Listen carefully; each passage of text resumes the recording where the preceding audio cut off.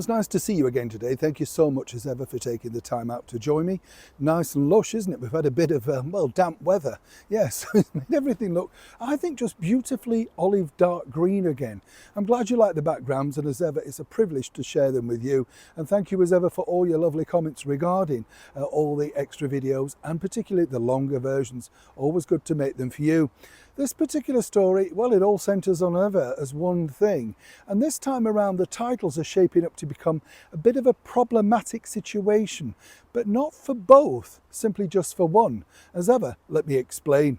Morning, nice to see you. How are you? I'm all right. We'll have a lovely wave. And by the way, what's sad news about the wonderful guy, the genius really of a 60s generation, Brian Wilson of the Beach Boys? Yes, I did meet him. I mean, I consider this job to be an absolute wonderful privilege. I only met him briefly, and we just, chatted. He was over here doing some promotion work a few years back now. But what a nice guy. And I think I've always been interested, don't mind sharing this with you, in the technology of music, how they make different sounds. And the album Pet Sounds really was a different sound, wasn't it? The forerunner to Sgt. Pepper's and stuff like that. And we were chatting about the technology that we have now. And he was saying, well, of course, the album would be totally different with everything that you have today.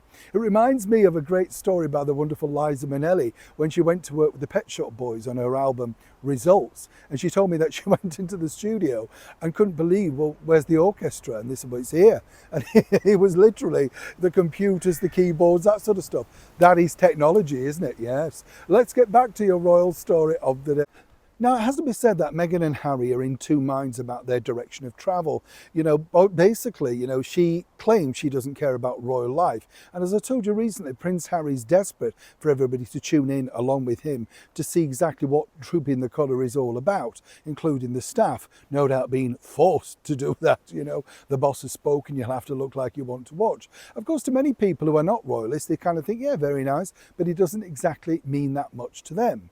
But you see, Harry is desperately clinging on to the last vitches, as it were, of his royal life, because he's realised 7 years down the line he's nothing without it. He's not just a spare, he's not even an also-ran. Nobody's interested, and now, as you know, I pointed this out on numerous occasions, Harry needs to be introduced as His Royal Highness the Duke of Sussex. When he first left, oh, call me Harry, it's all gone. Now, though, this is where it's interesting, because as many people want them removed from the royal family website, and I've said to you before, I do find this a little bit odd, because they're offering nothing. They're just family members. They don't even really, I don't believe, should have pictures.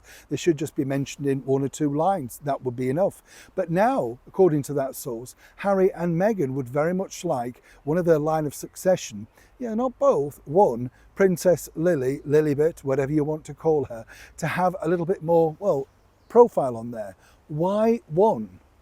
This is the interesting thing. And as ever, we have to say allegedly. Now, apparently, this is because, in the eyes of those two, apparently Lily would be the one that would probably lean towards more a royal life should she choose to. Now, Harry clearly is not bright, because he knows that it's not about whether you choose to, it's whether or not the monarch at the time would invite you back into that particular world. It's not their choice. They can't just rock up to Buckingham Palace and say, you know what, fancy having a bash at this for a couple of years, few pictures and all that sort of stuff. Oh, I'll invite my mom, she can stand next to me on the royal balcony. We all know, we all see, we can all tell exactly what they're doing. And as ever, which is what I'd like to point out to people, it's always Harry that has to do all the running, the begging and the cajoling, because according to that source, it's Harry that has personally written to His Majesty the Queen.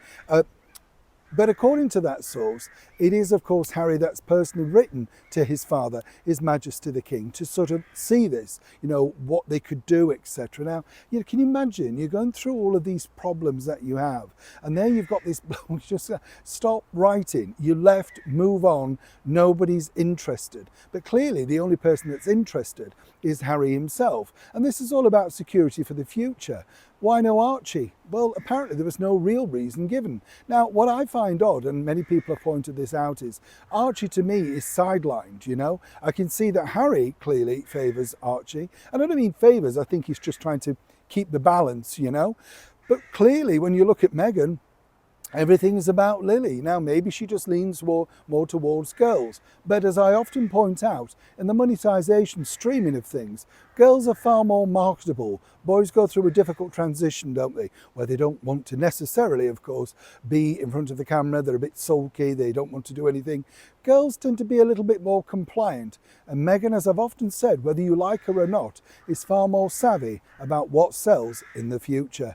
And this, apparently, is their next move forward to try and make sure that the line of succession, and that's the important key word here, is absolutely represented on the British royal family's website. As ever, what do you think? Neil Sean in the very heart of London.